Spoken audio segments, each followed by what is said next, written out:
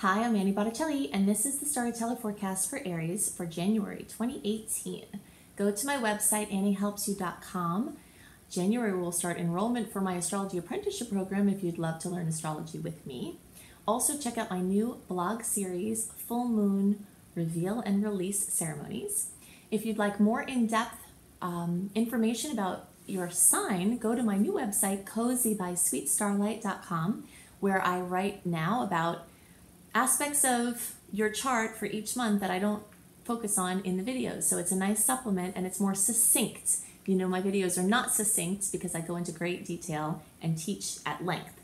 But on cozybysweetstarlight.com, you can get some basic summaries about things coming for you. So what's going on in this month? We have a new year, we have a new month, we have actually a legitimate new year. You know, usually I'm talking about January as I kind of get going on my, well, the astrological new year doesn't start until the sun moves into Aries, and you know, so often January doesn't feel like a new year to me. But this is an exception. There's so much energy of a clean slate, of forward movement, of radical changes, of time to launch things and make big decisions. This is the beginning of the last window we have before that wall of retrogrades that I've been talking about forever, that starts around March 9th. The whole rest of the year after March 9th is going to be covered in personal planet retrogrades. And that's not a bad thing. That's just an inward and backward movement thing, which means that it's not the best time to push your big forces, your big creations, your important things, or make big, you know, long-lasting, decisive decisions in many cases, because the energy is in and back. It's not moving very much forward. So I'm going to go into a massive amount of detail, more detail than ever, about this month in the general transit report that will follow this focus specifically on Aries. But first I want to talk about how this lunar eclipse is going to affect your chart as an Aries. Lunar eclipses bring endings, often dramatic, often very powerful major endings. And this particular eclipse, which is on January 31st, it's a total lunar eclipse, it's a supermoon, which makes the gravitational effects even more pronounced, and it's a blue moon, and it's a total lunar eclipse, okay? So this is crazy powerful. It's also the second full moon in the month. That's why it's a blue moon. So we have 2 full moons this month. So this is going to be a very emotional time, for better or worse. And this is going to bring some very powerful endings. The endings will mostly be situated around the sign of Leo, which has to do with children, so milestones for children. And actually, before I get into that, for Aries, the sign that the lunar eclipse is in is the same as the house that the eclipse is in. So the global effects of the eclipse in eclipse in Leo is actually doubly so for Aries because it's happening in that sign for everybody, but it's happening in that house for you.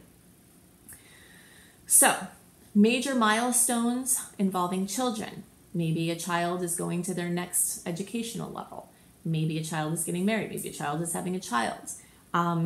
Maybe you're having a child. You know, there's different milestones involving children. I'm calling the theme of this month for you all, Unleash Your Creations. Because this is a time when, whether it's a human creation or a creative project of a different sort, of a non-human nature, it's time to get those things out for so many reasons. And specifically having to do with this eclipse, it's bringing us an ending when it comes to a creative project. Okay, so it's time for you to wrap up something you've been working on and bring it out into the light. You couldn't have a better month, and you won't have a better month all year. So if you need to light a fire under your butt, not that Aries needs to have that. Usually I say we because I have Aries rising, if you haven't noticed. But we're very self-motivated. But sometimes we get lazy and procrastinate on things as well. But if you've got something that you've been getting that intuitive nudge, you know, only if it feels right do you take this advice for pushing things out. But if it does, you want to get it going because you want to build momentum with whatever you've brought out so that when the tides turn in March, and this will start to be especially true for Aries because from March through the rest of the year, we have this wall of Mercury, Mars, and Venus retrogrades. But a big part of that is Mars retrograde, and Mars is our ruler. So when our ruler goes retrograde, honestly, I love it. I have come to love Mars retrograde. We get a break from ourselves when Mars goes retrograde, basically. You know, we don't have to be on like 1,000% all the time. You get a break and you relax and you become unmotivated and uninterested and just wanting to do nothing or less, which is really weird, but it's really fun. And if you know that it's coming, then you know you have, which I'm telling you, then you have to ramp up your efforts to push out your things that you might be saying, oh, I'll do it in the spring. Oh, I'll just get that out in the summer. No, you need to get it out now because the tides will be rolling backwards then. And by then you'll want to be casually redoing and reworking and retweaking all the things that were launched and had good momentum. Okay. So, it's time to unleash your creations. So whether it's something having to do with your children, they might need more freedom, they might need attention, something involving a child might need attention or might come out into the light. If you've been working on something for a child for a solution, you might have that solution or have that information come out. The same thing with the creative project. If you've needed information or a missing piece, that could come out or come in. Also, there could be some drama or completion or fruition in the romantic sector. Okay, so the 5th house is not the house of partnerships. It's the house of romance. So it could be a romantic interest that you're not in relationship with, or something that is lighter, you know, a lighter relationship, not a deep partnership. Or it could be the romantic aspect of your deeper partnership. There are many ways this can manifest, but it's your romantic life, basically. So a way of being romantically can end. A romantic partner could go away, or you could leave them. There could be conflict or drama or something that comes out, a secret or something hidden that comes out in that area. This is also a house of hobbies and fun. So something fun that you've been wanting to do could actually happen at this time. And it's a good time to plan things as well. Fun trips, bucket lists, stuff like that. Also, this is a house of addiction. So places where people overindulge can be found here. There are other places we can find this, but this is one of the places. So if you have something that you overindulge in and you know that it's not a good idea, it could catch up with you at this time. So it's not a time to put the gas on for the things that aren't serving you. It's a time to put the gas on for the things that are good for you. And for those other things, it's time to scale back, okay? So any ways that you can kind of be more discerning around things that are indulgences that you know aren't good for you, then hopefully a word to the wise is sufficient there. So your very late degree placements, or some of your late degree placements, might experience this eclipse in the 4th house. So if you're close to the Taurus rising sign, or a late degree Aries close to Taurus rising sign or birth sign, you might actually have this occur in the 4th house. And if that's the case, you could see endings, closings, culminations, drama, fruition around homes, housing, roommates, family, mother, or maternal energies, or something about like a childhood psychological situation, patterns from childhood that are coming back up now. And you might see those same things with these addictive things. Sometimes the things that we indulge in have to do with things that happened from our childhood, and sometimes it doesn't. Aries tends to do things to the nth degree, and so there's not always the capacity for moderation.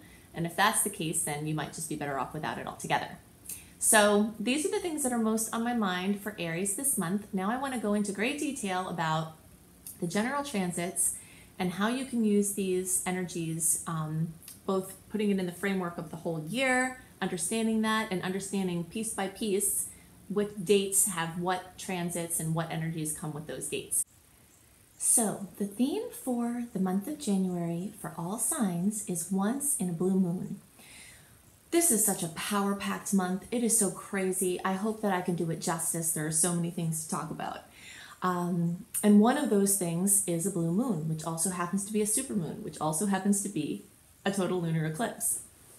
So we'll get to that. But there are a lot of things about this month that are so important to know. The first piece of information is that this month will truly be like a clean slate and a launching pad as we think of a new year to be.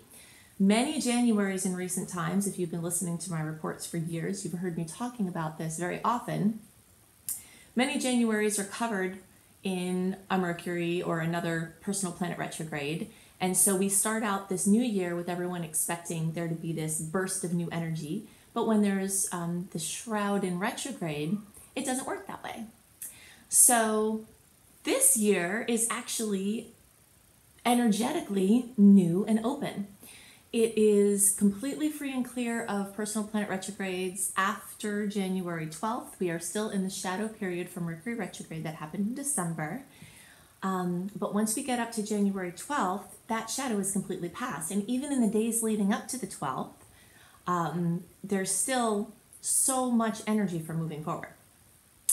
This period of time between January 12th and March 9th is very critical to understand in the scheme of the year. January is one of the 3 months, well, it's actually January, February, up through March 9th, where you don't have any personal planets retrograde. Personal planets are the ones closest to us. So the ones that go retrograde are Mercury, Venus, and Mars. When one of those planets are retrograde, we're in a phase of going backwards and inwards. Okay, so kind of the tide is coming in. Okay, the emotional tides are coming in. Everything is going inward. We don't want to launch our boat off of an island when the tide is coming in. Okay, that's why I spend so much time helping you understand these energies. So between March and throughout the rest of the whole 2018, we have Mercury, Mars, then Mercury and Venus and Mercury 3 times being retrograde. So if you're planning on getting something out there, I'm going to light a little fire under your butt, or big fire under your butt. If you are intuitively drawn that now could be the time for you and that this is making sense with your being, it feels right, take advantage of this open launch pad between January, February, and into March. So even though the shadow period doesn't end until January 12th, there are amazing dates within, like from the 6th through the 9th especially. I'll go into more details about that. That if you're feeling really ready to start pushing some things out, then that would be great. Okay, so now we understand that January is my favorite month of the year for launching things, for pushing things out, for starting things, for making new decisions, for, doing big things. It's also one of the only months in the year that the tides energetically are not coming in. So that's the first thing to know. The second thing to know is that we have 2 full moons this month. This is going to be a very emotional month, for better and worse. Sometimes emotions are high because something is awesome, like this full moon that we start out with. We start the year out with January 1st or 2nd, depending on your time zone. We start out the year with a full moon in Cancer. So that brings fullness, completion, fruition to everything with home, family, maternal energies, mothers, mothering, houses,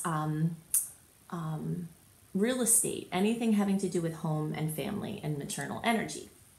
And for some people, that could be this wonderful coming together of family, wonderful family holiday time. It could be some culmination for some housing related thing. So it could be the emotional tides are running high in a positive way.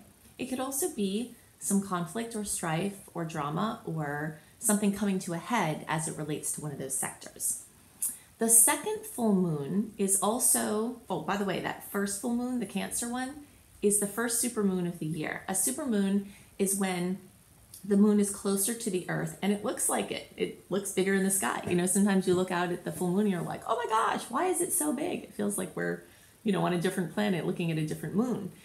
That is a supermoon. So we've got only 2 supermoons this year and both of them are in January. So if you understand that obviously the moon has gravitational effects on water, we're mostly water, the planet's mostly water, we feel those full moons. It's never questioned, even by mainstream people, that people are affected by the full moon, okay?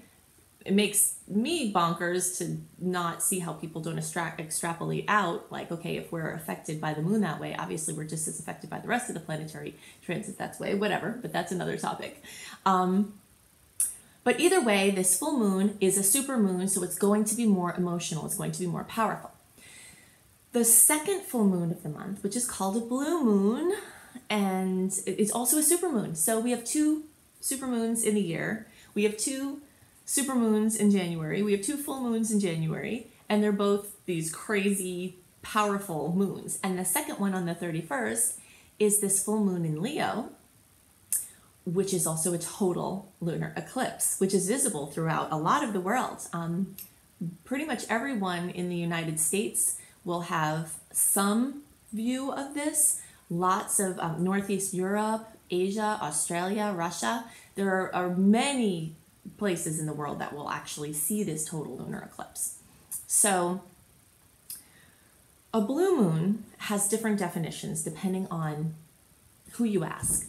But one of the definitions is that there's a second full moon in a calendar month. All right, so that's the definition we're using here. Also, sometimes when there's a second full moon in a sign, that would be a blue moon. But in this case, we've got the full moon in Cancer and the full moon in Leo, and the second one is the blue moon. So obviously we have the saying, once in a blue moon. These blue moons don't happen very often. It takes a couple of years for that difference between the lunar calendar, which is about 28 days, or the lunar month, and the calendar months. There's about 11 days difference in, the lunar calendar to the regular calendar that we use. So when that lines up after a couple of years, a little over 2 years usually, that's when the blue moon happens. So this is a very special time. This is a very momentous time. This eclipse is going to remove things from our lives for better and worse. This is the end of an era for many, many areas in life. And we'll talk about, well, actually I did talk about that in the, where this might hit for your sign in the sign report before this general transit report. Okay, so some other input about the month of January is that we have dominating energies in Capricorn. So most of the personal planet energy is, moving into this Capricorn energy, which is steadfast, ambitious, practical, efficient.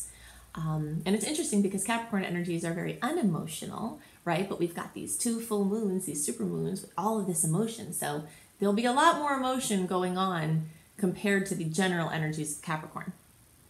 Also boosting the Capricorn quotient here is that Saturn has recently, as of the end of December, moved into the sign of Capricorn, which is its own sign. So we talked about that in the report last month for December. So if you haven't listened to my December report, I talk about how Saturn changing signs will affect you. So Saturn moving into Capricorn is a whole new era of this, of the story of Saturn. So you can see this clean slate, this new start, this launching pad. And it's interesting because often eclipses will change trajectories. So although this is a really great open time for doing something, for acting on, doing something specific, launching something, the eclipses often change directions. So really tune into your intuition when you're feeling into what you're supposed to be bringing out and how many resources to put into bringing those things out. And do just expect some wild universal trajectory changes. So maybe you buy a house this month and then all of a sudden in a couple of weeks from the eclipse, you get a job offer somewhere else and now you have this house that you just got. You can see there's a lot of that kind of energy going on where you're moving forward doing something, but then the universe takes you whoop over here.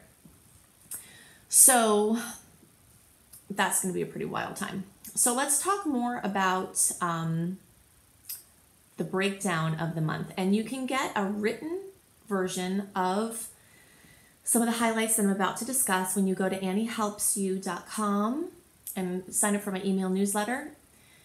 Or you could also go to cozybysweetstarlight.com. When you sign up for the newsletter at either of those places, it's the same newsletter. CozyBySweetStarlight.com also gives you a written version of your signs horoscope, usually focusing on something different than what I talk about in the videos. So it's a nice supplement. So when you go to one of those two websites, you can sign up for the free email newsletter, and a month before, just like I do these videos a month before, you'll get a written version of the dates to note, the energies that are happening on that day. So if you like to have that for your organization, then definitely go there and do that. So we'll talk about some of the highlights. Okay, so we talked about the full moon starting at the beginning. There's, on that same day, we have an amazing aspect with the sun in Capricorn making a nice aspect to Neptune. And this is a transit that heightens intuitive sensitivities. You know, it's dreamtime insights can be accentuated at this time. It's just a nice dreamy transit. So that's happening at the same time as this supermoon, full moon in Cancer. The other aspect that's happening on January 2nd is Uranus is going direct. Whenever a planet goes direct, there's always there's awkwardness. It's like when you're going to make a U-turn, you have to slow down and you have to going again and you have to get up to speed, and it's just very awkward.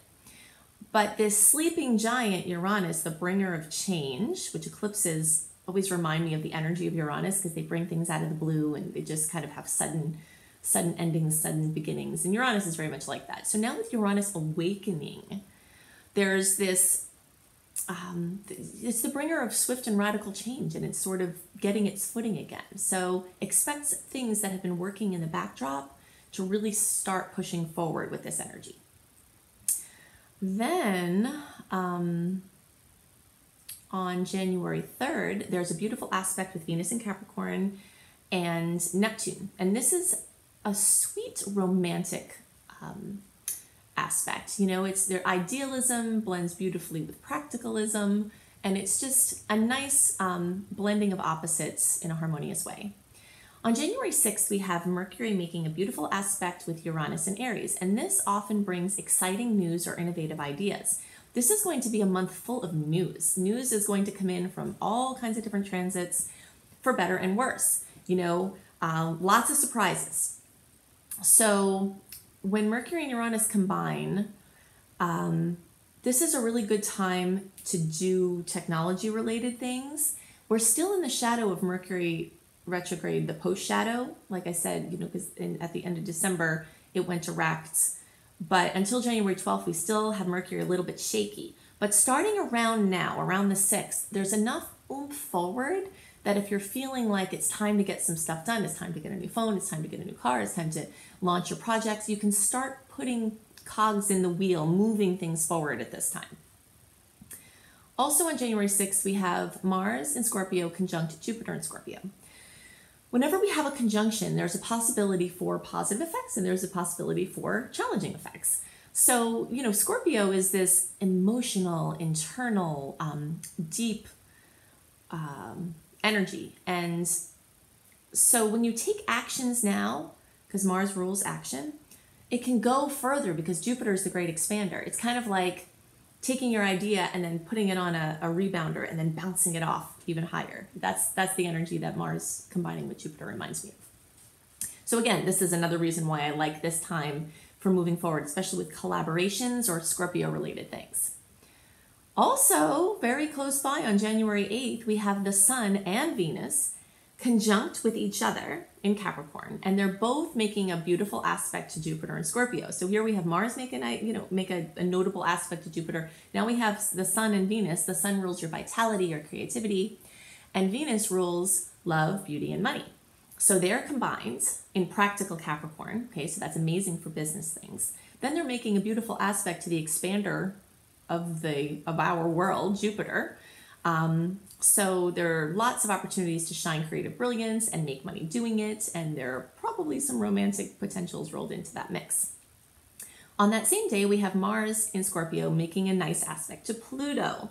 So this transit can expand the powers of penetration and focus and productivity, you know, penetrating focus and productivity. So if you have to get stuff done, coming together to share or collaborate, it increases the potential. So you can see some similar energies coming together at this time. That's why I'm kind of giving a green light based on concurrence with your intuition that if you want to start moving forward now, even though we're not completely out of the shadow period, there's amazing opportunity to do that. Okay, so also this merging of Mars and Pluto with this nice aspect could come from joining or manifest and joining forces with either someone in a powerful position or powers of the unseen realm, so esoteric focus. On January 9th, we have the Sun in Capricorn conjunct Venus and Pluto, and the Sun and Venus making a nice aspect to Mars in Scorpio. So we've got now a huge lineup, all of these things that we see kind of piling up on top of each other. There's more of that. So creativity and money and action are blending together beautifully at this time.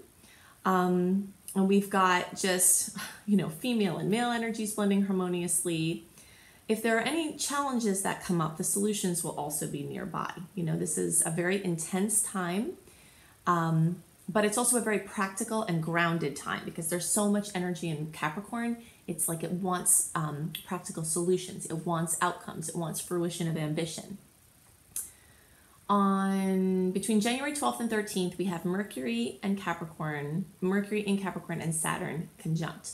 So whenever there's a conjunction, there's an amplification of both of the energies, and then you take into consideration the sign. So Mercury a lot of times represents news. Saturn a lot of times represents a buzzkill. And so like some harsh reality could come in at this time. But alternatively, we can see this as a manifestation of affirming up, like something made tangible. Expression, Mercury expression made tangible, Saturn made permanent, something like that. So it could be harsh or be a bummer, or it could just be a hard-working energy that really solidifies some things for you. So again, I like all of this energy for establishing something important, making important decisions.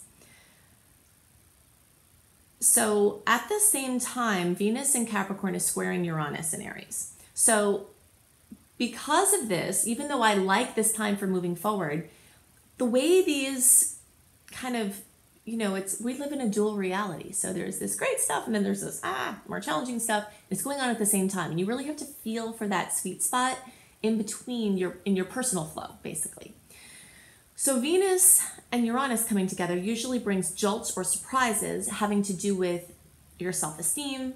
It could have to do with a love, a romantic relationship, a jolt or a surprise, a conflict within a romantic relationship. It could be a money jolt. It's very common when Venus and Uranus get together in this configuration that all of a sudden you have to pay $600 for a new washing machine or something like that, like an expense that comes out of the blue.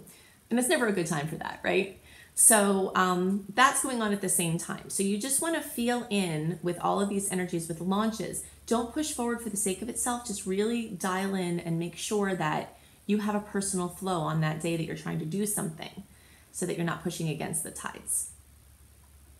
On the same day, Venus is also making a nice aspect to Chiron. So this blends intuition with the tangible reality. So again, we're talking about this. If you can just really not let will be the only force at play here, this month is one that's really good for being active and using your will to do some important things.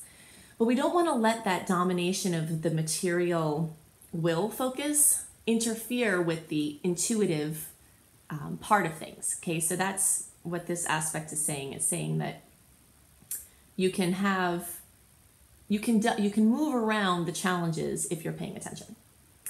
All right. Also, you can look to see how softness or beauty can be added to the concrete reality. This aspect can bring in that focus.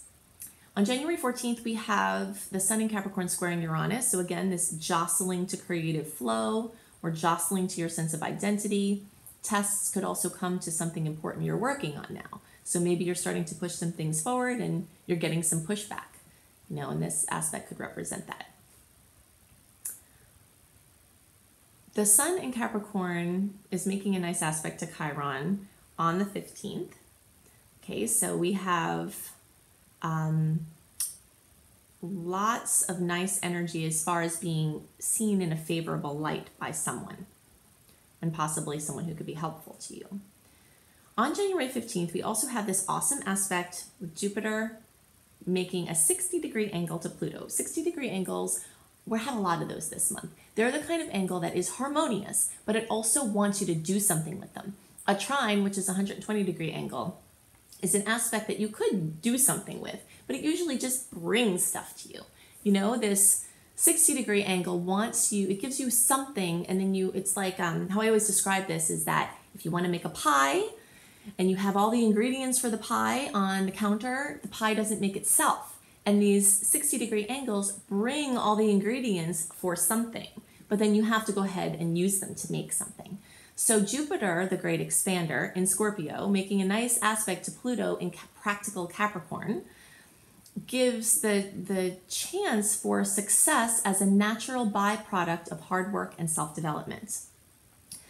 So the more you look within, the more, and that's the Scorpio energy, the more your Capricorn energy, which is your place in the world, your material efforts and accomplishments, that can naturally just come into fruition. So any work that you put towards making positive life changes, even up until this point, will help to make this aspect go further. But you might have to take some action on it. Okay. On January 16th, we have a new moon at almost 27 degrees of Capricorn. So this is a powerhouse of a new moon. It is conjunct, which is right next to Pluto. Okay, so it's also right next to Venus. So that brings powerful transformation potentials, especially as it relates to self-esteem or money or romance. There's also a 60-degree angle to Jupiter, which expands the awesome potentials much further. But again, there might be an action required. Then there's a nice aspect, a 60-degree angle to Mars, which brings power into action. And then there's a nice aspect to Chiron, which brings great potentials to be, again, seen in a positive light by people who could be assistive to you or people whose opinions matter to you. And possibly could promote your work or what you're trying to do. So there's all these really good aspects with the new moon. And then, of course, there's that one little wild card, which is Uranus. And so the new moon is also squaring Uranus, which brings this uncomfortable wild card into this otherwise perfect mix. So just look out for that little dinger. On January 18th, we have a beautiful aspect with Mars and Chiron, and this can bring major power to look for meaning and solutions and the chance for powerful and permanent healing of a fractured reality. Okay, so Chiron represents this fractured reality, this woundedness, this issue that is a plague for us. And when Mars comes together, again, Mars rules action. When Mars comes into the mix in this nice aspect trine, it gives this chance for the powerful and permanent healing. On the 24th, we have Mercury and Pluto conjunct. Again, we talked about this before when Mercury was conjunct with Saturn. A conjunction amplifies the energies of both parties, both sides. Or both, well, all of it, basically. In this case, it would be the same sign because it's a conjunction, but the planets. So Mercury rules communication, information, creative expression. Pluto rules transformation. So powerful news and powerful expression is more likely at this time. And it's not particularly emotional because it's in Capricorn. So it could be just a very strong expression that's run into something permanent. Pushing out into something permanent. You see me using the word permanent a lot this month. That's because the energy of Capricorn is one of permanence. It's something that you're building. It's something that you're growing. It's something that is material. And there's just so much energy of the immaterial blending with the material. So that's why you keep hearing me use that word this month. So this is an amazing energy for important business and other moves. And it's really supportive of rightly placed ambition. Okay, the reason why we say rightly placed is because with Pluto, Pluto rules power. And not everybody, or no, I mean really all humans sometimes don't use their power in the right way, right? This is a human issue that we're working on. So the more you can use your power in the right way, when you have aspects like this, the more it's supported for positive outcomes that are free from negative karma. On the 25th, we have Mercury and Capricorn making a beautiful aspect, again, a 60-degree angle that requires some action, to Jupiter in Scorpio. So this combination can bring a greatly expanded reverberation of your voice. So whether it's written or spoken or whatever your medium is, Mercury ruling your expression and Jupiter ruling this expansion, you know, you have this resounding effect. So it's magical for really being heard, especially by someone in a position to assist or collaborate. And you'll hear this theme again and again this month too. All of this energy in Scorpio, Jupiter and Scorpio making aspects with all of these planets, that's the energy of someone assisting you, someone being in the perfect place to assist you, or you being in the perfect place to assist someone else. It favors collaboration. Between the 27th and the 28th, Mercury in Capricorn is making a square to Uranus. So this transit can increase the likelihood for surprising and stressful news, but some softness or ultimate healing outcomes are also increased because Mercury is also making a nice aspect to Chiron at the same time. So this sweet aspect to Chiron can soften this a little bit, but we have quite a few jolts this month with Uranus where it's like, up, surprise news, up, surprise things going on with money, up, surprise, and then we have the eclipses, which often bring the big surprises. So speaking of the devil or the angel, however you want to look at this, the full moon, the super moon in Leo at 11 degrees of Leo. Also a lunar eclipse, total lunar eclipse, can bring notable completion, culmination, fruition, or drama in the houses that it occurs in for you, which we talked about in the individual sign report. But the general closure, drama, culmination, fruition, completion for everyone is occurring in the energy of Leo. And Leo has to do with children. It has to do with creative projects. It has to do with romance, romantic partners. More, you know, it could be a permanent partner, but sometimes it could be just someone more casually, romantically that you're together with. This also is any creative project, and it also can rule addictions. So something is coming to a close. So this is an amazing time to kick a bad habit. This is an amazing time to end a project. And you see how nicely this full moon goes with this theme of getting your things out into the world. We're in this open window to push things out. And here this eclipse is coming, bringing an end to something. So many people are going to have a creative project come to a close and be birthed, and then they're on to the next thing or the next level of that thing. So these are the things that are most on my mind for the general transits. Wow, what a month. So happy new year. Definitely go to AnnieHelpsYou.com and check out my new full moon reveal and release ceremony blog series. I'll have that for all the new or all the full moons now. You can also check out my Making Powerful Wishes in each new moon series, which is on AnnieHelpsYou.com. If you go to CozyBySweetStarlight.com, you can see written horoscopes that are very succinct. I am not known for my succinctness because I'm a teacher of astrology and I love to teach, and so my videos are long. But on CozyBySweetStarlight.com, the reports there are very short, very succinct, very well organized, very easy to take in, and they also include great reads for each month for each sign. And they often talk about something different in the chart than I'm talking about in the videos, so you get a more well-rounded picture of what your astrological experiences may be. Also check out my husband, B.R. Newman's Taroscopes. So you can go to IamHelios.com, IamHelios.com, to see what other additional information he might have for you with his tarot. So I hope you have a wonderful month, and I'll see you next month. Bye.